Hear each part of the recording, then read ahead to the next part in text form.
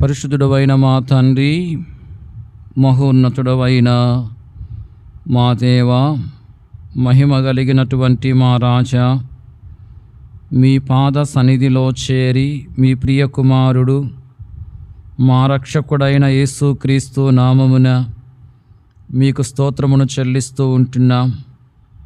దయగలిగిన మా దేవ, ఇంతవరకు ఈ పరిచర్యలో మీరు మాకు సహాయం చేస్తూ వచ్చిన విధానము కొరకై మీకు స్తోత్రములు.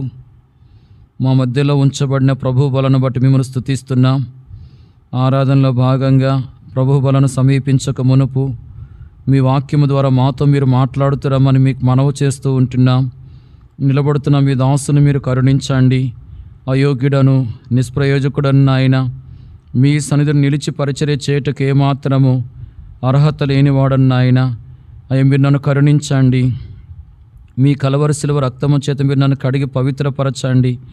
మీ సిలువ చాటును మరుగుపరుచుకొని మీ ఆత్మపూర్ణిగా చేసి మీరు అభిషేకించి వాడుకొనండి. నీవు పలుకొలసిన దాన్ని నీకు బోధించదనని మీరు సెలవిస్తూ వచ్చిన మాటను ప్రభువా అయ్యా మీరు నా పక్షంగా నెరవేర్చండి. మీ పరలోకపు సింహాసనము నుండి మీ స్వరాన్ని మాకు వినిపించండి.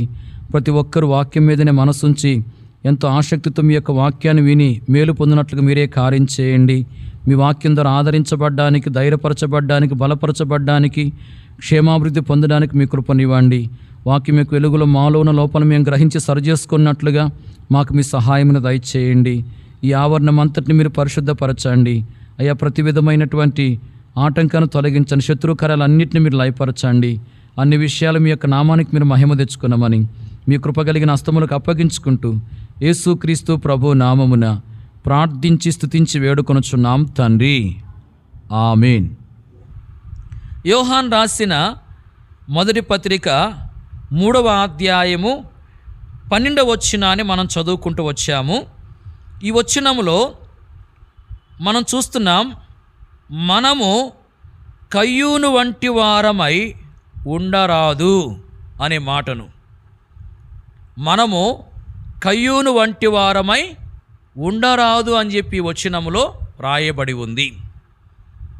ఈ దినము ఆరాధన వర్తమానములో మనం ఏం చూస్తూ వచ్చామంటే, మరి యెహోవా వంటి వారు ఎవరు లేరు అనే సంగతులను గురించి మనము చూస్తూ వచ్చాం. మరి ఈ బలవర్తమానములో మనం ఏం చూడబోతున్నామంటే, మనము ఎవరి వంటి వారముగా ఉండకూడదో ఆ సంగతులను గురించి మనము చూస్తాము. పరిశుద్ధ గ్రంథములో నుండి ఈ సమయంలో 4 విషయాలను మనము ధ్యానం చేద్దాం. మనము ఎవరి వంటి వారముగా ఉండకూడదని వాక్యం మనకు బోధిస్తుందో 4 సంగతులను పరిశుద్ధ గ్రంథములో నుండి మనం చూద్దాం. మొదటిగా యోహాన్ రాసిన మొదటి పత్రిక 3వ అధ్యాయము 12వ వచనములో మనం చూస్తున్నాం, మనము కయ్యూను వంటి వారమై ఉండరాదు అనే మాటను. మనము కయ్యూను వంటి వారమై ఉండరాదు అని వాక్యం మనకు తెలియపరుస్తూ ఉంది. కయ్యూను వంటి వారముగా మనం ఉంటే దేవుని యొక్క ఆశీర్వాదాలను మనం పొందుకోలేం. కయ్యూను వంటి వారంగా మనం ఉంటే మనం ఎంతో నష్టపోయే వారంగా ఉంటాం. కాబట్టి మనము కయ్యూను వంటి వారమై ఉండకూడదు. కయ్యూను ఎలాంటి లక్షణాలను కలిగి ఉన్నాడో, కయ్యూను ఎలాంటి స్వభావాన్ని కలిగి ఉన్నాడో, మనము అలాంటి లక్షణాలను, అలాంటి స్వభావమును ఏమాత్రము కలిగి ఉండకూడదు. మరి కయ్యూను ఎలాంటి లక్షణాలను కలిగి ఉన్నాడు? మనము కొన్ని సంగతులను గమనించవచ్చు. ఇదే వచనములో మరి కయ్యూను గురించి కొన్ని విషయాలు రాయబడ్డాయి. యోహాను రాసిన మొదటి పత్రిక 3వ అధ్యాయం 12వ వచనములో 2వ లైన్లో, వాడు దుష్టుని సంబంధి అయి తన సహోదరుని చంపెను. కయ్యూను దుష్టుని సంబంధి అని చెప్పి రాయబడింది. దుష్టుడు అంటే ఎవరు? సాతాను. అంటే ఇక్కడ కయ్యూను సాతాను సంబంధిగా ఉన్నట్లు మనము గ్రహిస్తూ ఉంటున్నాం. కయ్యూను ఎవరు సంబంధి? సాతాను సంబంధి. దేవుని సంబంధిగా తాను బ్రతకలేదు, తాను సాతాను సంబంధిగా జీవిస్తూ వచ్చాడు. సాతాను సంబంధి అంటే సాతానులో ఉన్న లక్షణాలు తనలో ఉన్నప్పుడు తాను సాతాను సంబంధిగా పిలువబడతాడు. మరి సాతానులో ఉన్న లక్షణాలు ఈ వ్యక్తిలో ఉన్నాయా అని మనము ఆలోచన చేసినట్లయితే ఉన్నట్లు మనకు అర్థమవుతుంది.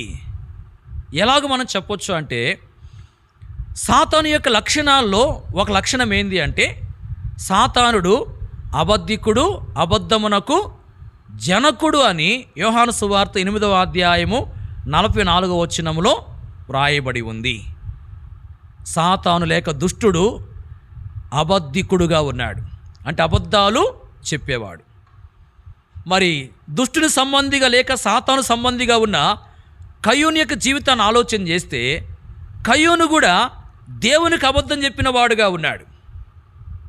ఆదికాండం 4వ అధ్యాయంలో తన సహోదరుని చంపాడు. దేవుడు అడుగుతూ వచ్చాడు, ఏమని? నీ తమ్ముడైన హేబేలు ఎక్కడ ఉన్నాడు అని. అన్నప్పుడు ఏమన్నాడు? నేను ఎరగను అంటా వచ్చాడు. ఏమన్నాడు? నేను ఎరగను. ఏం చెప్పాలా? అయ్యా నా కోపం వచ్చింది, ఆ కోపాన్ని ఆపుకోలేక నేను చంపేశానని చెప్పి వాస్తవం చెప్పాలి. కానీ ఏమంటున్నాడు? నేను ఎరగనని చెప్తా ఉన్నాడు. అంటే ఏం చెప్తున్నట్లు? అబద్ధం చెప్తా వచ్చాడు. చూడండి, దుష్టుడు లేక సాతానుడు అబద్ధికుడుగా అబద్ధాలు చెప్పేవాడుగా ఉన్నాడు. దుష్టుని సంబంధిగా ఉన్న కయ్యూను కూడా ఏం చేస్తూ ఉన్నాడు? అబద్ధం చెప్తా ఉన్నాడు. ప్రియులారా, వాక్యంలో మనం చూస్తున్నాం కయ్యూను దుష్టుని సంబంధి అనే విషయాన్ని. అలాగే ఇంకొక మాట మనం గమనించవచ్చు. ఇదే వచనములో యోహాను రాసిన మొదటి పత్రిక 3వ అధ్యాయం 12వ వచనములో, వాడు దుష్టుని సంబంధి అయి తన సహోదరుని చంపాను అని చెప్పి 2వ లైన్లో రాయబడింది. తన సహోదరుని ఏం చేశాడు? చంపాడు. తన సహోదరుని చంపాడు అంటే ఈ వ్యక్తి ఎవరు? చెప్పండి. చంపిన వ్యక్తిని ఏమంటాం? నరహంతకుడు అంటాం. అంటే ఈ వ్యక్తి ఎవరు? నరహంతకుడు. మరి వాక్యం మనం చూసినట్లయితే ఇదే అధ్యాయం 15వ వచనంలో ఒక సంగతి రాయబడింది. తన సహోదరుని ద్వేషించువాడు నరహంతకుడు. గమనించండి, కయ్యూను తన తమ్ముడైన హేబేలును చంపాడు. మనం భౌతికంగా మరి కయ్యూనులాగా మనుషులను చంపకపోయినా ఒక వ్యక్తిని మనము ద్వేషించినప్పుడు, ఒక వ్యక్తి మీద మనం ద్వేషాన్ని కలిగి ఉన్నప్పుడు మనము ఎవరంగా పిలువబడతాము? నరహంతకులంగా పిలువబడతాం. కయ్యూను తన తమ్ముని చంపి నరహంతకునిగా తాను చేయబడ్డాడు. ఇప్పుడు మన జీవితంలో ఒక వ్యక్తిని ద్వేషించాము అంటే మనము నరహంతకులంగా ఎంచబడతాము. ప్రియులారా, గమనించండి, ఈ యొక్క మరి కయ్యూను అనే వ్యక్తి నరహంతకుడు అని వాక్యములో అతని గురించి వ్రాయబడి ఉంది. అలాగే ఇంకొక విషయాన్ని మనం గమనించవచ్చు. మరి ఇదే వచనములో, అంటే యోహాను రాసిన మొదటి పత్రిక 3వ అధ్యాయం 12వ వచనములో తర్వాత మనం చూస్తే, వాడు అతన్ని ఎందుకు చంపెను? తన క్రియలు చెడ్డవియు తన సహోదరుని క్రియలు నీతి గలవయునై ఉండెను గనుకనే కదా. ఇక్కడ ఏం రాయబడింది? తన క్రియలు చెడ్డవి అని చెప్పి రాయబడింది. ఈ యొక్క కయ్యూని యొక్క క్రియలు ఎలా ఉన్నాయంటే చెడ్డవిగా ఉన్నాయి. చెడ్డ క్రియలు చేసే వ్యక్తిగా తానున్నాడు. చెడ్డ క్రియలు అంటే దేవుడు ఇష్టపడని క్రియలు, అంతేకాదు దేవునికి నచ్చని క్రియలు, దేవునికి విరోధమైనటువంటి క్రియలు, దేవునికి బాధ కలిగించే క్రియలు. ప్రియులారా, ఇలాంటి చెడ్డ క్రియలను కయ్యూను చేసే అనుభవంలో ఉన్నట్లుగా, చేసే స్థితిలో ఉన్నట్లుగా మనము గమనిస్తూ ఉంటున్నాం. చెడ్డ క్రియలు చేస్తూ ఉన్నాడు. అంతేకాదు ఇంకొక మాట మనం గమనించవచ్చు. మరి ఇదే వచనములో ఏం చూస్తున్నామంటే తన క్రియలు చెడ్డవి, తన సహోదరుని క్రియలు ఎలా ఉన్నాయి? నీతి గలవిగా ఉన్నాయి. కాబట్టి తన సహోదరుని ఏం చేశాడు? తాను చంపాడు. చూడండి, తాను చెడ్డ క్రియలు చేస్తున్నాడు, తన సహోదరుడేమో నీతి క్రియలు చేస్తూ ఉన్నాడు. అంటే తాను చెడ్డవాడుగా ఉన్నాడు, తన సహోదరుడు మంచివాడుగా ఉన్నాడు. మరి అలాంటప్పుడు తన సహోదరుని చంపేశాడు అంటే తాను చెడ్డవాడుగా ఉండి తన సహోదరుడు మంచివాడుగా ఉండమనేది తను ఓరవలేకపోతా వచ్చాడు. ఓరవలేక అసూయతో ఏం చేశాడంటే తన తమ్ముణ్ణి చంపేశాడు. అంటే ఈ వ్యక్తిలో ఏం కనబడుతుందంటే అసూయ కనపడతా ఉంది, ఓరవలేని తనం కనపడతా ఉంది, అసూయపరుడుగా ఉన్నాడు.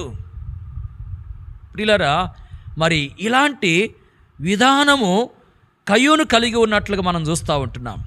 కయ్యూను దుష్టుని సంబంధి అని వాక్యములో రాయబడింది. కయ్యూను నరహంతకుడు అని వాక్యంలో మనం చూస్తున్నాం. కయ్యూను చెడ్డ క్రియలు చేసేవాడు అనే విషయాన్ని మనం చూస్తున్నాం. అంతేకాదు కయ్యూను అసూయతో నిండినవాడు అనే సంగతిని మనము గమనిస్తూ ఉంటున్నాం. వీళ్ళ వాక్యం మనకు ఏం హెచ్చరిక చేస్తుందంటే మనము కయ్యూను వంటి వారమై ఉండరాదు అని చెప్పి వాక్యం మనకు హెచ్చరిక చేస్తూ ఉంది. ప్రియులారా, కయ్యూనులో ఉన్న లక్షణాలు, ఈ లక్షణాలు ఏవైతే ఉన్నాయో ఇవి మనలో ఉన్నాయి అంటే మనము కయ్యూను వలె ఉన్నట్లే. అంటే మనలో మరి కయ్యూను వలె మనం కూడా దుష్టుని సంబంధులంగా, అంటే అబద్ధాలు చెప్పే వారంగా ఉంటే మనము కయ్యూనులాగానే జీవిస్తూ ఉన్నాం. మనము మరి ఇతరుల మీద ద్వేషాన్ని కలిగి ఉన్నాము అంటే మనలో మరి కయ్యూను యొక్క లక్షణం ఉన్నట్లు, అంటే కయ్యూనులాగా మనం జీవిస్తున్నట్లు. అంతేకాదు మనలో మరి చెడు క్రియలు ఉన్నాయి అంటే కయ్యూనులాగా మనం జీవిస్తున్నట్లే. మనం ఎవరి మీదైనా అసూయ పడుతున్నాము అంటే మనము కయ్యూను వలె బ్రతుకుతున్నట్లే. ప్రియులారా, గమనించండి, కయ్యూను యొక్క లక్షణాల్లో ఏ ఒక్కటి మనలో ఉన్నా మనము కయ్యూను వంటి వారమే. మన జీవితంలో అబద్ధాలు చెప్పే విధానం కావచ్చు, ఇతరులను ద్వేషించే విధానం కావచ్చు, చెడ్డ క్రియలు చేసే విధానం కావచ్చు, అసూయపడే విధానం కావచ్చు, వీటిలో ఏ ఒక్కటి ఉన్నా ఈ లక్షణాలన్నీ కయ్యూనుకు సంబంధించిన లక్షణాలు కనుక ప్రియులారా, ఈ లక్షణాలు ఏ ఒక్కటి మనలో ఉన్నా మనము కయ్యూను వంటి వారంగా జీవిస్తున్నట్లు. కయ్యూను వంటి వారంగా మనం ఉంటే, కయ్యూను వంటి వారంగా మనం బ్రతికితే, కయ్యూను వంటి వారంగా మనం ఈ లోకంలో జీవిస్తూ ఉంటే మనము దేవుని యొక్క ఆశీర్వాదాలను పొందుకోలేము. అంతేకాదు ఎంతో నష్టపోతాము. ప్రభు యొక్క రాకడ సమయంలో మరి ఇదే విధానంలో మనం కొనసాగుతూ ఉన్నట్లయితే విడిచిపెట్టబడే అవకాశం కూడా ఉంటుంది. కాబట్టి ప్రభు సన్నిధిలో ఒప్పుకోవాలి, ప్రభువా మరి కయ్యూను వలె నేను జీవిస్తూ ఉన్నానయ్యా, కయ్యూనులో ఉన్న లక్షణాలు నాలో కూడా ఉన్నాయి ప్రభువా, నన్ను క్షమించయ్యా. కయ్యూను యొక్క లక్షణాలు నాలో లేకుండా వాటిని తొలగించి కయ్యూను వల్ల నేను జీవించకుండా నేనెంతో మంచిగా జీవించినట్లు నాకు సహాయం చేయ ప్రభువా అని ప్రభువుని మనము వేడుకునే వారముగా ఉండాలి. ప్రియులారా, మనము కయ్యూను వంటి వారముగా ఈ లోకంలో జీవించకూడదని వాక్యం మనకు హెచ్చరిక చేస్తూ ఉంది. రెండో విషయాన్ని మనం చూద్దాం. చూడండి, హెబ్రీలకు రాసిన పత్రిక 2వ అధ్యాయం, హెబ్రీలకు రాసిన పత్రిక 2వ అధ్యాయము 16వ వచనం. హెబ్రీలకు రాసిన పత్రిక 12వ అధ్యాయము 16వ వచనం. 12:16. హెబ్రీ 12:16. ఒక పూట కూటి కొరకు తన జ్యేష్ఠత్వ హక్కు నమ్మివేసిన ఏశావు వంటి భ్రష్టుడైనను వ్యభిచారి అయినను ఉండినేమో అనియు జాగ్రత్తగా చూచుకొనుడి. ఇక్కడ ఏశావు వంటి భ్రష్టుడైనను వ్యభిచారి అయినను ఉండునేమో అనియు జాగ్రత్తగా చూచుకొనుడి అని చెప్పి రాయబడింది. మొదటి మాట ఏం చూసాము? కయ్యూను వంటి అనే మాటను చూసాం. రెండోది ఏం చూస్తున్నామంటే ఏశావు వంటి భ్రష్టుడైనను వ్యభిచారి అయినను ఉండునేమో అనియు జాగ్రత్తగా చూచుకొనుడి అని ఇక్కడ వ్రాయబడి ఉంది. అంటే ఈ మాటల యొక్క అర్థం ఏంటంటే ఏశావు వంటి వారంగా మనం ఉండకూడదు. ఎలాంటి వారంగా ఉండకూడదు? ఏశావు వంటి వారంగా ఉండకూడదు. ఏశావు అంటే ఎవరు కుమారుడు? ఏమా, ఏశావు ఎవరు కుమారుడు?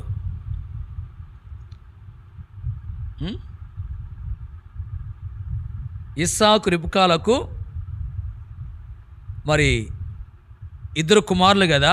మొదట ఆయన పేరు ఏం పేరు? ఏశావు. రెండో ఆయన పేరు యాకోబు. అంటే ఇస్సాకు కుమారుడైన ఏశావు ఈయన. మరి ఏశావు వలె లేక ఏశావు వంటి వారంగా మనం ఉండకూడదు.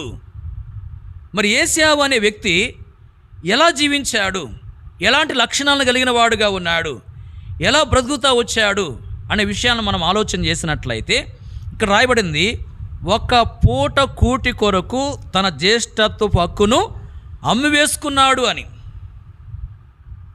దేని కొరకు? ఒక్క పూట కూటి కొరకు. అంటే ఒక పూట తన కడుపు నింపుకోవడానికి దేన్ని అమ్ముకున్నాడు? జ్యేష్ఠత్వాన్ని అమ్ముకున్నాడు. జ్యేష్ఠత్వం అనేది ఎంతో మరి శ్రేష్టమైనటువంటి ఆశీర్వాదం. గమనించండి, ఆశీర్వాదము దేవుడిచ్చినటువంటి ఆశీర్వాదం. ఇప్పుడు ఏశావు తన ఇంటిలో తన కుటుంబంలో జ్యేష్ఠుడిగా పుట్టాడు. ఆ స్థితి లేక ఆ భాగ్యము ఎవరిచ్చింది? దేవుడిచ్చాడు.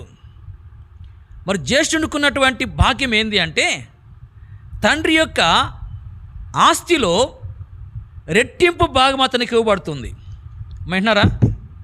తండ్రి యొక్క ఆస్తిలో రెట్టింపు భాగం అంటే మరి జ్యేష్ఠునికి మిగతా వారికి ఇచ్చేదానికంటే రెట్టింపు ఇవ్వాలన్నమాట తండ్రి ఆస్తిలో నుంచి.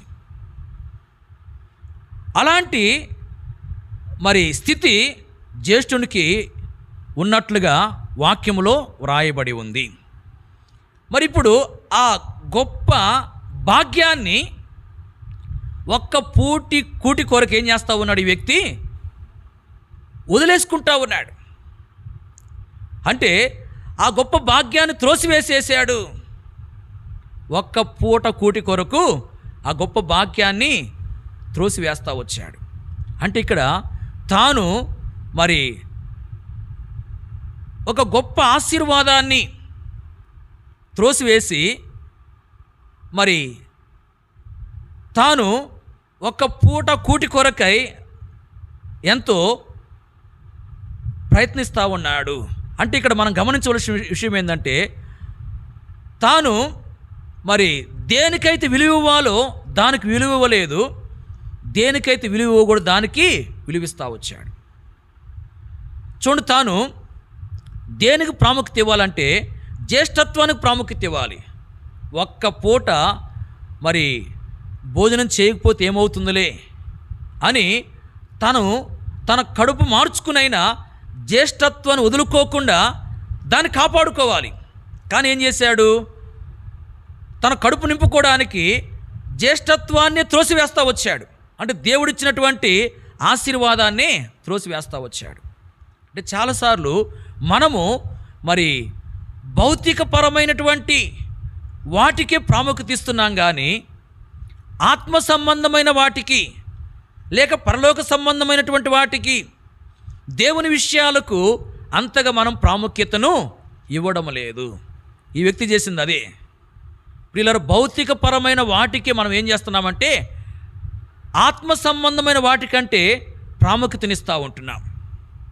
గమనించండి, మరి ప్రభు దినము ప్రభు సన్నిధిలో గడపడం అనేది అదెంతో గొప్ప భాగ్యం. ఏం చేస్తూ ఉన్నాము? కొన్నిసార్లు కొంతమంది మరి ఆరాధనకు ఆలస్యంగా వస్తూ ఉంటారు.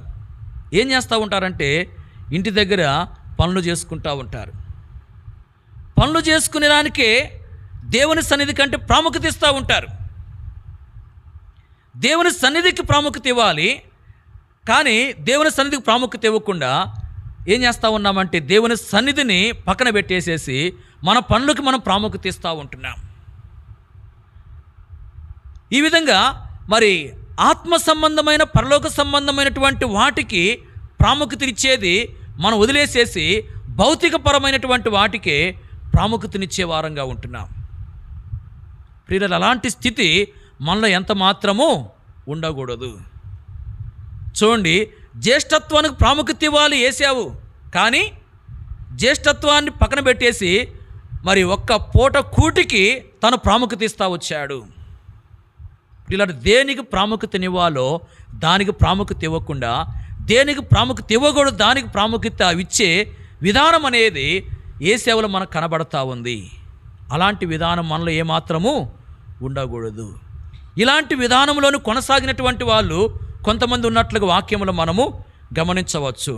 మనం యోహాను సువార్తలో 6వ అధ్యాయము 26వ వచనములో చూసినట్లయితే అక్కడ మరి జనుల గురించి యేసు ప్రభు చెప్పినటువంటి మాటలు వ్రాయబడ్డాయి.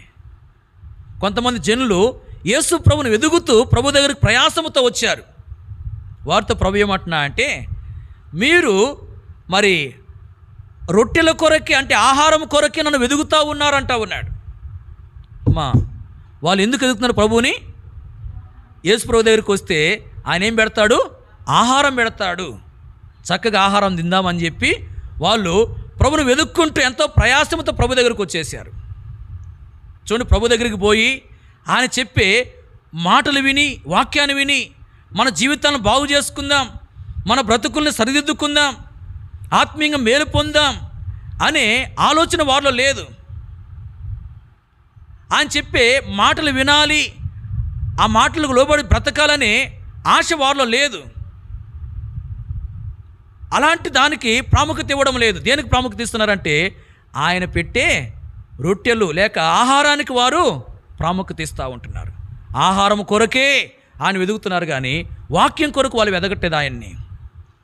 చూడండి, ఆత్మ సంబంధమైన దానికి ప్రాముఖ్యత ఇవ్వకుండా భౌతికపరమైన దానికి వాళ్ళు ప్రాముఖ్యతనిస్తూ వచ్చారు.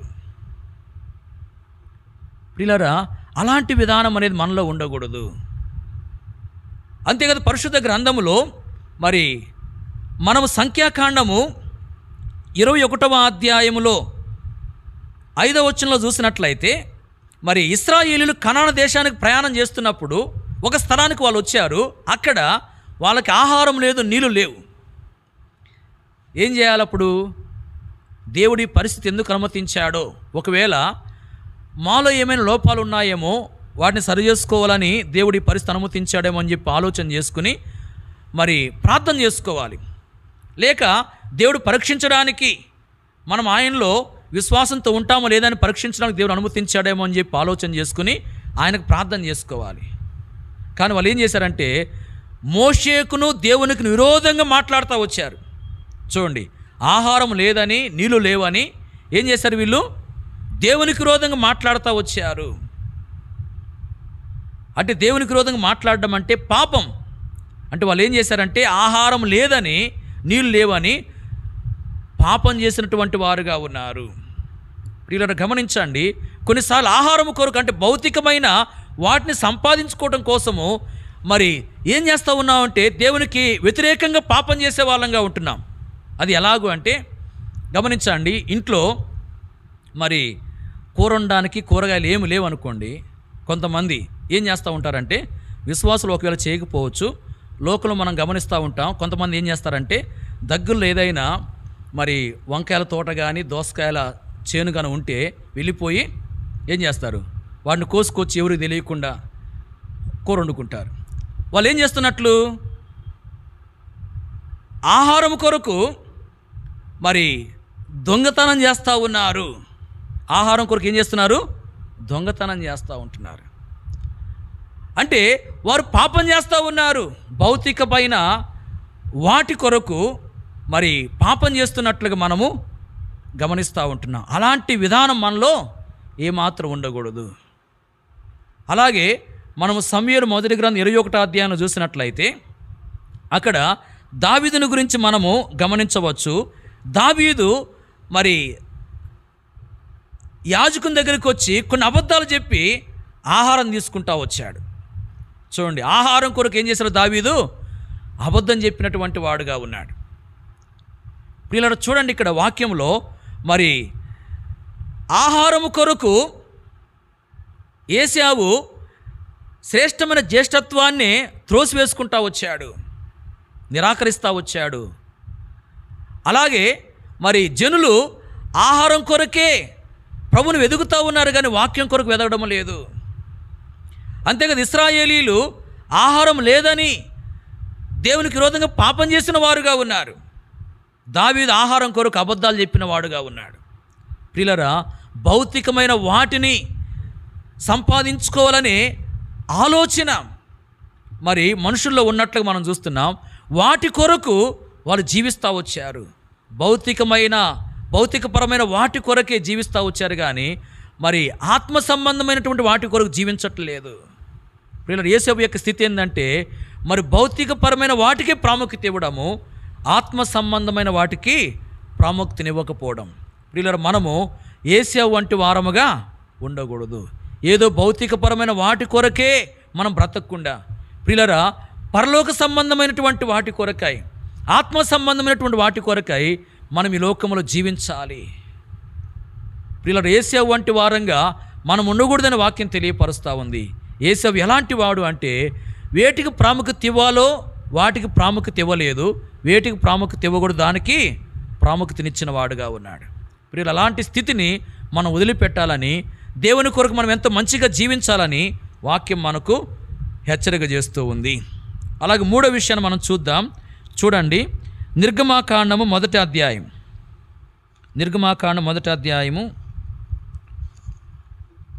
19వ వచనం. అందుకు ఆ మంత్రసానులు హెబ్రీ స్త్రీలు ఐగుప్తు స్త్రీల వంటి వారు కారు, వారు చురుకైన వారు. మంత్రసాని వారి యొద్దకు వెళ్ళక మునిపే వారు ప్రసవించి యుందురని ఫరోతో చెప్పిరి. ఈ వచనములో ఐగుప్తు స్త్రీల వంటి వారు కారు అనే మాట రాయబడి ఉంది. ఐగుప్తు స్త్రీల వంటి వారు. గమనించండి, ఇక్కడ మరి హెబ్రీ స్త్రీలు ఐగుప్తు స్త్రీల వంటి వారు కారు, వారు చురుకైన వారు అనే మాట మనము గమనిస్తూ ఉంటున్నాం. మరి దీని ద్వారా మనకు తెలియజేయబడుతున్న విషయం ఏంటంటే, మనము ఐగుప్తు స్త్రీల వంటి వారముగా ఉండకూడదు. మూడో మాట ఏం చూస్తున్నాము? ఐగుప్తు స్త్రీల వంటి వారంగా మనము ఉండకూడదు. ఐగుప్తు స్త్రీలు ఎలాంటి వాళ్ళు? హెబ్రీ స్త్రీలేమో చురుకైన వారు. మరి ఐగుప్తు స్త్రీలు ఎలాంటి వారు? చురుకుదనము లేని వాళ్ళు. గమనించండి, ఐగుప్తు స్త్రీలు చురుకుదనం లేనివారు, హెబ్రీ స్త్రీలేమో చురుకైన వారు. హెబ్రీ స్త్రీలు అంటే ఇశ్రాయేళ్ల స్త్రీలు అన్నమాట. గమనించండి, ఇశ్రాయేళ్ల స్త్రీలు మరి చురుకైనటువంటి వారు, ఐగుప్తుల స్త్రీలేమో మరి చురుకుదనం లేనివారు. మనము ఐగుప్తు స్త్రీల వంటి వారంగా ఉండకూడదు. అంటే మరి చురుకుదనం లేని వారంగా మనం ఉండకూడదు. మనం ఎంతో చురుగ్గా ఉండాలి. వాక్యంలో ఏం రాయబడిందంటే, చురుగ్గా ఉండుట గొప్ప భాగ్యం అని చెప్పి రాయబడింది. ఏది గొప్ప భాగ్యము? చురుగ్గా ఉండడం గొప్ప భాగ్యం. సామెతల గ్రంథం 12వ అధ్యాయం 27వ వచనములో ఆ సంగతిని మనం గమనించవచ్చు. అలాగే హూరాము అనే ఒక వ్యక్తిని గురించి దినవృత్తాంతం 2వ గ్రంథము 2వ అధ్యాయం 13వ వచనములో చురుకైన పనివాడు అని చెప్పి రాయబడింది. ఎలాంటి పనివాడు? చురుకైన పనివాడు. ప్రియులారా, ఐగుప్తు స్త్రీలు చురుకుదనం లేనివారుగా ఉన్నారు. మన జీవితంలో చురుకుదనం లేని వారంగా మనం ఉండకూడదు, చురుకైన వారంగా ఉండాలి. చురుగ్గా ఉండడం అనేది గొప్ప భాగ్యము. దేవుని యొక్క పనులు మరి చురుగ్గా చేసేవారంగా ఉండాలి. దేవుని యొక్క పనిలో చురుగ్గా మనం ముందుకు సాగాలి. ప్రియులారా, మన జీవితంలో దేవుని కార్యాలను చురుగ్గా చేస్తున్నామా? ఒక్కసారి ఆలోచన చేసుకోవాలి. దేవుని కార్యాలు అంటే వాక్యం చదువుకోవడం కావచ్చు, ప్రార్థన చేసుకోవడం కావచ్చు, ప్రభువును స్తుతించడం కావచ్చు, అలాగే ఇతరులకు సువార్త ప్రకటించడం కావచ్చు, మందిరానికి రావడం కావచ్చు, మరి పాటల ద్వారా ప్రభువును స్తుతించే విధానం కావచ్చు, మరి మందిరంలో ఆయా పనులు ఉంటాయి అవి కావచ్చు. ఇవన్నీ కూడా మనము చురుగ్గా చేస్తున్నామా? ఈ కార్యాలు, ప్రభు కార్యాలు ఏవైతే ఉంటున్నాయో వీటిని చేసే విషయంలో చురుకుదనం కలిగి ఉంటున్నామా? చాలాసార్లు మరి మనము ఐగుప్తు స్త్రీల వలె చురుకుదనం లేని వారంగా ఉంటున్నాం. వాక్యం చదువుకునే విషయంలో చాలామంది చురుకుదనం ఉండదు, ప్రార్థించుకునే విషయంలో కూడా చురుకుదనం ఉండదు. ఇలా ప్రభు కార్యాలు ఏవైతే ఉన్నాయో వాటిని చేసే విషయంలో చురుకుదనం అనేది చాలామందిలో కనబడడం లేదు. ప్రియులారా, అలాంటి స్థితిని మనం వదిలిపెట్టేసేయాలి. ఐగుప్తు స్త్రీల వలె చురుకుదనం లేని వారంగా మనం ఉండకూడదు. దేవుని కార్యాన్ని ఎలా చేయాలి? మనము చురుగ్గా చేయాలి. దేవుని కార్యాలు చురుగ్గా మనము పాలుపొమ్ములు పొందే వారంగా ఉండాలి. అప్పుడే మన జీవితంలో నష్టపోకుండా అలాగే మేలు పొందే వారంగా ఉంటాము. ప్రియులారా, ఇంతవరకు ఐగుప్తు స్త్రీల వలె మరి దేవుని కార్యాల్లో చురుకుదనం లేని స్థితిలో కొనసాగుతూ వచ్చినట్లయితే ఆ స్థితిని వదిలిపెట్టేసి ఇకనైనా మరి హెబ్రీ స్త్రీల వలె చురుకుదనం కలిగి దేవుని కార్యాలు ముందుకు సాగే వారముగా ఉండాలి. చివరిగా 4వదిగా ఇంకొక మాట మనం చూద్దాం. చూడండి, సమూయేలు మొదటి గ్రంథము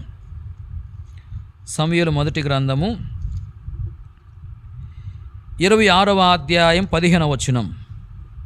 26:15. అందుకు దావీదు, నీవు మగవాడవు కావా? ఇశ్రాయేలీల్లో నీ వంటి వాడెవడు? నీకు యజమానుడగు రాజునకు నీవెందుకు కాపు కాయకపోతివి? నీకు యజమానుడగు రాజును సంహరించుటకు జనుల్లో ఒకడు చేరువకు వచ్చేనే. చాలు. ఈ వచనములో అబ్నేరును గురించి మనము గమనిస్తూ ఉంటున్నాం. దావీదు సౌలు చేత తరవబడుతూ అరణ్యాల్లో కొండల్లో తిరుగుతూ ఉన్నాడు. దావీదుతో కూడా కొంతమంది జనులు ఉన్నారు.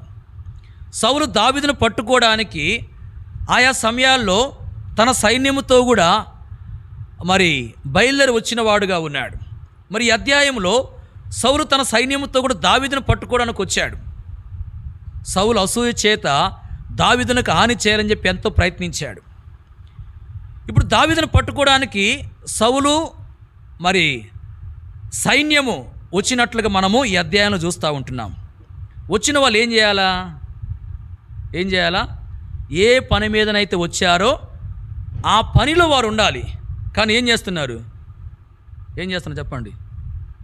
సౌలు అలాగే సైన్యాధిపతిగా ఉన్న అబ్నేరు సైనికులందరూ గాఢ నిద్రపోతూ ఉన్నారు. ఏమవుతున్నారమ్మా? మందిరానికి ఎందుకు వచ్చాం మనం? చెప్పండి. వాళ్ళు వచ్చిన పని ఒకటి, చేస్తుంది మరొకటి. అట్లానే మందిరానికి వచ్చే విషయంలో కూడా కొంతమంది మందిరానికి ఎందుకు వస్తాము? దేవుని ఆరాధించడానికి, దేవుని వాక్యం వినడానికి. కానీ అది పక్కన పెట్టేసి నిద్రపోతూ ఉంటాం. నిద్రపోమ్మకండి. అక్కడైతే ఒకళ్ళు కాదు, అందరు నిద్రపోయారు. గమనించండి. మరి సౌలు నిద్రపోతూ ఉన్నాడు, సైన్యాధిపతిగా ఉన్న అబ్నేరు నిద్రపోయాడు, సైనికులందరూ నిద్రపోతూ వచ్చారు. దావీదుతో కూడా అభిషేక్ అనే వ్యక్తి, వీళ్ళిద్దరూ ఏం చేశారంటే మరి సౌలు ఉన్నటువంటి అక్కడికి వచ్చేసారు. సౌలు దగ్గరికి వచ్చేసి మరి సౌలు యొక్క ఈటెను నీలబొడిని తీసుకుని వెళ్ళిపోయారు. ఆ యొక్క అభిషేక్ సౌలును చంపుదామని చెప్పి దావీదు అన్నప్పుడు దావీదు ఒప్పుకోలేదు. మరి దూరంగా వెళ్ళిపోయి మరి దావీదు పిలుస్తూ ఉన్నాడు. ఎవరిని పిలుస్తూ ఉన్నాడంటే సైన్యాధిపతిగా ఉన్న అబ్నేరుని పిలుస్తూ ఉన్నాడు. సౌలుని పిలవలేదు, సైనికులు ఏ ఒక్కరిని పిలవలేదు. ఎవరిని పిలుస్తున్నాడు? సైన్యాధిపతి అయిన అబ్నేరుని పిలుస్తూ ఉన్నాడు. ఎందుకంటే అబ్నేరు యొక్క బాధ్యత చాలా ప్రాముఖ్యమైంది. సౌలు నిద్రపోవచ్చు, సైనికుల్లో మరి ఎవరైతే ఉన్నారో వారు నిద్రపోవచ్చు. కానీ సైన్యాధిపతిగా ఉన్న అబ్నేరు నిద్రపోకూడదు. తాను మెలకువగా ఉండి ఏం చేయాలంటే రాజును కాపాడాలి, రాజును కాపు కాయాలి, రాజుకి ఏ హాని కలగకుండా తానెంతో మరి రాజును కాపాడవలసిన బాధ్యత నమ్మకంగా నెరవేర్చాలి. కానీ ఏం చేశాడు? అబ్నేరు కూడా గాఢ నిద్రపోతూ వచ్చాడు. కాబట్టి ఇప్పుడు దావీదు ఎవరిని పిలుస్తున్నాడంటే అబ్నేరు, నువ్వు మగవాడవు కాదా? ఇశ్రాయేలులో నీ వంటి వాడెవడు? మరి నీకు యజమానుడగు రాజునకు నువ్వెందుకు కాపు కాయలేకపోతా వచ్చావు అని దావీదు మరి హెచ్చరిస్తా వచ్చాడు అబ్నేరును. ఇక్కడ రాయబడిన మాట ఏంటంటే, నీ వంటి వాడు ఎవడు? ఇశ్రాయేలులో నీ వంటి వాడు ఎవడు అంటే ఇక్కడ అబ్నేరు వంటి వారంగా మనం ఉండకూడదు అనే సంగతి మనకు తెలియజేయబడతా ఉంది. ఎలాంటి వారం, ఎవరి వంటి వారంగా ఉండకూడదు? అబ్నేరు వంటి వారంగా ఉండకూడదు. అబ్నేరు ఎలాంటి వాడు? అతనిలో చాలా మంచి లక్షణాలు ఉన్నాయి. అయితే ఈ సందర్భంలో మరి అతనిలో ఒక లోపం మనకు కనబడతా ఉంది. ఆ లోపం ఏంటంటే, తాను రాజును కాపాడవలసిన బాధ్యత కలిగిన వాడుగా ఉన్నాడు. ఆ బాధ్యతను ఏమాత్రం నెరవేర్చలేదు. ఏం చేస్తా వచ్చాడు? నిద్రపోతా వచ్చాడు. సో రాజును తాను కాపాడవలసిన బాధ్యత కలిగి ఉన్నాడు, కానీ కాపాడలేకపోతా వచ్చాడు. ప్రియులారా, మరి ఈ వ్యక్తి కాపాడవలసినటువంటి వ్యక్తిని కాపాడలేకపోతా వచ్చాడు. ఇలాంటి వ్యక్తిగా మనం ఉండకూడదు. ప్రియులారా, మన జీవితంలో మరి అబ్నేరు వంటి వారంగా మనం ఉండకూడదు. అబ్నేరు ఎవరినైతే కాపాడాలో ఆ వ్యక్తిని కాపాడలేకపోతా వచ్చాడు. ఆ వ్యక్తి కాపు కాయలేకపోతా వచ్చాడు. ప్రియులారా, మన జీవితంలో కూడా మరి కొన్నిటిని కాపాడుకోవలసినటువంటి బాధ్యత దేవుడు మన మీద ఉంచాడు. అబ్నేరు యొక్క బాధ్యత ఏంటంటే సౌలును కాపాడడం, రాజును కాపాడే బాధ్యత అబ్నేరుకు ఉంది. మరి మనకు కూడా దేవుడు కొన్నిటిని కాపాడుకోవాలని చెప్పి మనకు కూడా మన మీద బాధ్యత ఉంచాడు. మనం ఏటిని కాపాడుకోవాలంటే ప్రసంగి గ్రంథంలో వ్రాయబడి ఉంది. మరి 5వ అధ్యాయం 2వ వచనంలో నీ నోటిని కాచుకోము అని. దేన్ని కాచుకోవాలి? నోటిని కాచుకోవాలి. ప్రియులారా, మరి అబ్నేరేమో సౌలును కాపాడవలసిన బాధ్యత కలిగి ఉన్నాడు. మనమేమో మన నోటిని కాచుకోవలసిన బాధ్యత కలిగి ఉన్నాం. మన నోటి మనం ఏం చేయాలా? కాచుకోవాలి. మన నోటి నుండి అపవిత్రమైన మాటలు రాకుండా, చెడ్డ మాటలు రాకుండా, మరి బూతులు రాకుండా మన నోటిని మనం కాచుకోవాలి. శాపాలు రాకుండా, దూషణ మాటలు రాకుండా మన నోటిని మనం కాచుకోవాలి. ప్రియులారా, ఈ బాధ్యత మనం నెరవేరుస్తున్నామా? మన నోటిని కాచుకోవట్లేదు అంటే నోటితో ఇష్టానుసారమైన మాటలు మాట్లాడుతున్నామంటే మనం ఎలాంటి వారము? అబ్నేరు వంటి వారమే. కాచుకోలేని స్థితి. అంతేకాదు, సామెతల గ్రంథములో 4వ అధ్యాయం 23వ వచనంలో హృదయాన్ని కాపాడుకోవాలని చెప్పి రాయబడింది. దేన్ని కాపాడుకోవాలి? హృదయాన్ని కాపాడుకోవాలి. మన హృదయంలోనికి చెడు ఆలోచనలు రాకుండా, అపవిత్రత ప్రవేశించకుండా, పాపం ప్రవేశించకుండా దేవుని సహాయం చేత మన హృదయాన్ని మనం కాపాడుకోవాలి. ప్రియుల, హృదయాన్ని కాపాడుకోకుండా మనం ఉంటున్నామంటే మనము అబ్నేరు వంటి వారమే. కాపాడుకోలేని స్థితిలో ఉన్నాం. అంతేకాదు, ప్రకటన గ్రంథంలో 16వ అధ్యాయం 16వ వచనం చూస్తే అక్కడ వస్త్రాన్ని కాపాడుకోవాలని చెప్పి రాయబడింది. దేన్ని కాపాడుకోవాలి? వస్త్రాన్ని కాపాడుకోవాలి. దేవుడు మనకిచ్చిన వస్త్రాలను మనం కాపాడుకోవాలి. ఏ వస్త్రాలు ఆయన ఇచ్చాయంటే నీతి వస్త్రం ఇచ్చాడు. ఏ వస్త్రం ఇచ్చాడు ఆయన మనకి? నీతి వస్త్రం. ఆ నీతి వస్త్రాన్ని మనం కాపాడుకోవాలి. నీతి వస్త్రం కాపాడుకోవడం అంటే అర్థమైంది? నీతిగా జీవించడమే. గమనించండి, నీతి వస్త్రాన్ని మన దేవుడు మనకిచ్చాడు. మరి ఆ వస్త్రాన్ని కాపాడుకోవాలి అంటే నీతిగా మనం బ్రతకాలి. నీతిగా బ్రతకడం లేదంటే ఆ వస్త్రాన్ని మనము కాపాడుకోవట్లేదు అని అర్థం. అలాగే దేవుడు మనకు స్తుతి వస్త్రం ఇచ్చాడు. ఆ వస్త్రాన్ని మనం కాపాడుకోవాలి అంటే మనము ప్రభువును స్తుతించే వారంగా ఉండాలి. సరిగ్గా మనం ప్రభువును స్తుతించడం లేదంటే ఆ స్తుతి వస్త్రాన్ని మనం కాపాడుకోవట్లేదని అర్థం. ప్రియులారా, దేవుడు మనకిచ్చినటువంటి వస్త్రాలను మనం కాపాడుకోవాలి. కాపాడుకుంటున్నాం, ఒకసారి ఆలోచన చేసుకోవాలి. ప్రియులారా, అబ్నేరు మరి రాజును కాపాడవలసిన బాధ్యత కలిగి ఉన్నాడు, కానీ కాపాడలేదు. కాబట్టి దావీదు అంటాడు, అబ్నేరు నీ వంటి వాడు ఎవడు? ఇశ్రాయేలు నీ వంటి వాడు ఎవడు? నువ్వు మరణానికి పాత్రుడివే, నీ ప్రవర్తన అనుకూలం కాదు అని హెచ్చరిస్తూ వచ్చాడు. ప్రియులారా, అబ్నేరు వంటి వారంగా మనం ఉండకూడదు. అంటే అప్పగించబడిన బాధ్యతను నెరవేర్చని స్థితిలో మనం ఉండకూడదు. దేవుడు దేన్ని కాపాడుకోవాలని చెప్పి మనకు బాధ్యత అప్పగించాడో వాటిని మనం కాపాడుకునే వారంగా ఉండాలి. కాపాడుకుంటున్నామా? మన నోటిని కాపాడుకుంటున్నామా? హృదయాన్ని కాపాడుకుంటున్నామా? దేవుడిచ్చిన వస్త్రాన్ని మనం కాపాడుకుంటున్నామా? కాపాడుకోవట్లేదు అంటే అబ్నేరు వంటి వారంగానే బ్రతుకుతున్నాం. ప్రియులారా, అలా మనం బ్రతికితే ఎంతో నష్టపోతాం, ఆశీర్వాదం కోల్పోతాం. కాబట్టి అలాంటి స్థితిని వదిలిపెట్టేసేయాలి. ప్రభు, అబ్నేరులాగా నేను జీవిస్తూ ఉన్నాను, కాపాడుకోవాల్సిన వాటిని నేను కాపాడుకోలేకపోతున్నాను, క్షమించు ప్రభు, ఇకనైనా నేను కాపాడుకోవాల్సిన వాటిని కాపాడుకున్నట్లు సిద్ధపరచు ప్రభు అని ప్రభుని మనము ప్రార్థించుకునే వారంగా ఉండాలి. ఈ సమయంలో 4 విషయాలు మనం చూస్తూ వచ్చాం. మొదటిది, మనము కయ్యూను వంటి వారముగా ఉండకూడదు. రెండవది, ఏశావు వంటి వారంగా మనం ఉండకూడదు. మూడవది, ఐగుప్తు స్త్రీల వంటి వారంగా ఉండకూడదు. నాలుగవది, అబ్నేరు వంటి వారముగా ఉండకూడదు.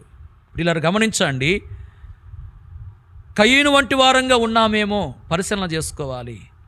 ఏశావు వంటి వారంగా మనం ఉన్నామేమో, అలాగే ఐగుప్తు స్త్రీల వంటి వారంగా మనం బ్రతుకుతున్నామేమో, అలాగే మనం అబ్నేరు వంటి వారంగా మనం ఉంటున్నాం, పరిశీలన చేసుకోవాలి. ఇలాంటి వారంగా ఒకవేళ ఉన్నట్లయితే ప్రభు దగ్గర క్షమాపణ కోరుకుందాం. ప్రభు, నేను కయ్యూను వంటి వానిగా జీవిస్తున్నానయ్యా, ఏశావు వంటి వానిగానే జీవిస్తున్నాను ప్రభు, ఐగుప్తు స్త్రీల వంటి వానిగా జీవిస్తున్నాను ప్రభు, నేను అబ్నేరు వంటి వానిగా జీవిస్తున్నాను, నన్ను క్షమించు ప్రభు. ఇకనైనా ఇలాంటి వారినిగా నేను జీవించక ఎంతో మంచిగా జీవించినట్లుగా సహాయం చేయ ప్రభు అని ప్రభుని మనము వేడుకునే వారంగా ఉండాలి. ప్రభు అలాగ మనకు సహాయం చేయనుగాక.